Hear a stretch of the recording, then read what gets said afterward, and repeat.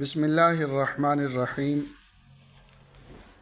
السلام علیکم ورحمۃ اللہ وبرکاتہ۔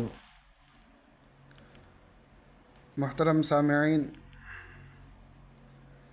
جیسا کہ ہم نے فعل مضارع کے 14 الفاظ کے سلسلے میں کچھ مشق کا آغاز کیا ہوا تھا، تو اسی سلسلے میں کچھ قرآن مقدس کی آیات مبارکہ کی مشق کر لیتے ہیں تاکہ مضارع کے الفاظ پر بھی صحیح گرفت حاصل ہو جائے۔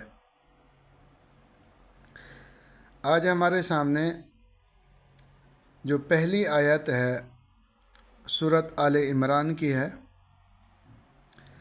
اللہ پاک فرماتے ہیں: اعوذ باللہ من الشیطان الرجیم، بسم اللہ الرحمن الرحیم۔ یوم تبیض وجوہ وتسود وجوہ فاما الذین اسودت وجوہہم اکفرتم بعد ایمانکم فذوقوا العذاب بما کنتم تکفرون۔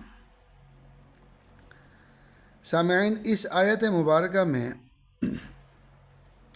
ہمارے سامنے جو فعل آئے ہیں تقریباً وہ 5 ہیں۔ نمبر 1 تبیض، نمبر 2 تسود، نمبر 3 اسودت، کفرتم، تکفرون۔ جس طرح ہم نے ماضی اور مضارع کی علامات پڑھی تھیں کہ جن الفاظ کے آخر میں پیش آئے ان کا تعلق واحد کے ساتھ ہوتا ہے، تو یوم تبیض ضاد کے آخر میں پیش ہے تو اس کا تعلق واحد کے ساتھ ہوگا۔ اب دوسرا مرحلہ یہ ہوتا ہے کہ مذکر کا یا مؤنث کا، حاضر کا یا غائب کا، تو عموماً وہ جن الفاظ کے شروع میں تا ہوتا ہے یا تو وہ حاضر کے ہوتے ہیں، یعنی واحد مذکر حاضر یا واحد مؤنث غائب۔ اور ہم نے عرض کیا تھا کہ سیاق و سباق کو دیکھ کر ہم فیصلہ کرتے ہیں کہ واحد مؤنث کا ہے یا واحد مذکر حاضر کا ہے۔ تو یہاں یوم کا تذکرہ ہو رہا ہے اور یوم مؤنث ہے، اس وجہ سے تبیض اس کا تعلق بھی واحد مؤنث کے ساتھ ہوگا۔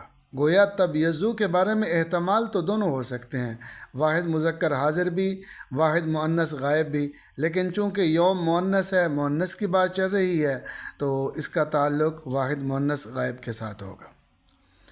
اسی طرح سامعین، دوسرے نمبر پہ تسود، وہ تبیض کی طرح ہے، آخر میں پیش ہے، واحد کا ہوگا، اور چونکہ یوم کا تذکرہ آ رہا ہے تو اس کا تعلق بھی واحد مؤنث غائب کے ساتھ ہے۔ ان دو کا تعلق تو مضارع کے ساتھ ہے چونکہ شروع میں تا آیا ہوا ہے۔ اور ماضی کے بارے میں ہم نے یہ پڑھا تھا، حاضر کے بارے میں تو تا، تما، تم، تے، تما، تنا، اور غائب کے بارے میں آپ کو یاد ہوگا ہم نے واحد مؤنث غائب کے بارے میں یہ پڑھا تھا کہ آخر میں جو بھی لفظ ہوگا وہ ساکن ہوگا، جیسے کتبت۔ تو یہاں فَأَمَّا الَّذِينَ اسْوَدَّتْ، اسودت، یہ اس کا تعلق مضارع کے ساتھ نہیں ہے، ماضی کے ساتھ ہے۔ چونکہ مضارع کے ساتھ ہوتا تو شروع میں الف، تا، یا، نون ان میں سے ضرور آتا، اور چونکہ تا یہاں وہ ساکن ہے تو اس وجہ سے اس کا تعلق واحد مؤنث غائب کے ساتھ ہوگا۔ چوتھے نمبر پہ اسی آیت میں ایک لفظ ہے کفرتم، تا، تما، تم، جمع مذکر حاضر، تو ہم تم کو دیکھ کر کہیں گے کہ کفرتم جمع مذکر حاضر کا ہے۔ اور تکفرون، شروع میں تا آیا ہوا ہے تو اس کا تعلق مضارع کے ساتھ ہے۔ اب آخر میں واو آیا ہوا ہے تو اس کا تعلق جمع مذکر کے ساتھ ہے۔ اب سوال یہ ہوگا کہ جمع مذکر تو آ گیا ہے، یہ غائب ہے یا حاضر؟ تو شروع میں تا آیا ہوا ہے، تا جن کے شروع میں آتا ہے ان کا تعلق حاضر کے ساتھ ہے، تو جمع مذکر حاضر۔ تو اس ایک آیت مبارکہ میں ایک تبیضو، ایک تسودو اور ایک اسودت، کفرتم اور تکفرونا۔ تو سامعین، ہم نے آیت مبارکہ کے نیچے نمبرنگ کے اعتبار سے حل بھی کر دیے ہیں۔ آپ قرآن مقدس کی اس آیت مبارکہ کو قرآن مقدس سے اٹھا کر الفاظ بھی دیکھ لیں اور ان کا ترجمہ بھی کر لیں تو انشاءاللہ مزید سمجھ آ جائے گا۔ اسی طرح سورۃ بقرہ کی ایک آیت ہے، اللہ پاک فرماتے ہیں مثل الذین ينفقون اموالهم۔ تو مثل الذین ينفقون، ہمارے سامنے ایک ينفقون کا لفظ آیا، تو سامعین ينفقون یا شروع میں ہے تو اس کا تعلق مضارع کے ساتھ ہے، اب آخر میں واو ہے تو اس کا تعلق جمع مذکر کے ساتھ ہے۔ حاضر اور غائب کا فیصلہ ہم یا اور تا سے کرتے تھے، شروع میں یا ہو تو غائب، شروع میں تا ہو تو حاضر۔ تو ينفقون شروع میں یا آئی ہوئی ہے تو اس وجہ سے اس کا تعلق وہ جمع مذکر غائب کے ساتھ ہوگا۔ اسی طرح اسی آیت مبارکہ میں اللہ پاک فرماتے ہیں آخر میں واللہ یضاعف، یہاں یضاعف آخر میں پیش آیا ہوا ہے، اور جن الفاظ کے آخر میں پیش ہو ان کا تعلق واحد کے ساتھ ہوتا ہے، تو گویا یضاعف کا تعلق واحد کے ساتھ ہے۔ اب مذکر اور مؤنث کے بارے میں چونکہ شروع میں یا آیا ہوا ہے تو اس کا تعلق غائب کے ساتھ ہے، اور ہے بھی واحد مذکر غائب کا، چونکہ مؤنث کی علامت تا ہوتی ہے یا نہیں ہوتی، تو اس حوالے سے یضاعف کو ہم واحد کا شمار کریں گے۔ اسی طرح سامعین تیسرے نمبر پہ ایک آیت سورۃ مائدہ کی ہے، اللہ پاک فرماتے ہیں انما یتقبل اللہ من المتقین۔ یتقبل، اب یہ یتقبل آخر میں واو پیش آیا ہوا ہے تو پیش علامت واحد کی ہوتی ہے، تو گویا واحد مذکر غائب چونکہ شروع میں یا ہے۔ اسی طرح ایک آیت ہے، اللہ پاک فرماتے ہیں کہ ان اللہ لا یغفر ان یشرک بہ ویغفر ما دون ذلک لمن یشاء۔ تو یغفر اس کا تعلق بھی واحد مذکر غائب کے ساتھ، جیسے یکتب، یشرک اس کا تعلق بھی واحد مذکر غائب کے ساتھ، اور یشاء اس کا تعلق بھی واحد مذکر غائب کے ساتھ۔ اسی طرح سورۃ حدید کی ایک آیت ہے، اللہ پاک فرماتے ہیں هو الذی ينزل، آخر میں پیش ہے، اس کا تعلق واحد کے ساتھ اور شروع میں یا ہے تو گویا واحد مذکر غائب۔ اسی طرح ایک اور آیت میں اللہ پاک فرماتے ہیں ان اللہ یرزق من یشاء بغیر حساب۔ یرزق آخر میں پیش آیا ہوا ہے تو اس کا تعلق بھی واحد مذکر غائب کے ساتھ ہوگا۔ اسی طرح سامعین قرآن مقدس میں ایک مقام پہ اللہ پاک فرماتے ہیں افلا ینظرون، یہ جمع مذکر غائب ہے۔ فیقتلون ویقتلون سورۃ توبہ، یہ جمع مذکر غائب، جمع مذکر غائب۔ ایک سورۃ مومن میں اللہ پاک فرماتے ہیں یرزقون فیہا، اور اس کا تعلق بھی جمع مذکر غائب کے ساتھ۔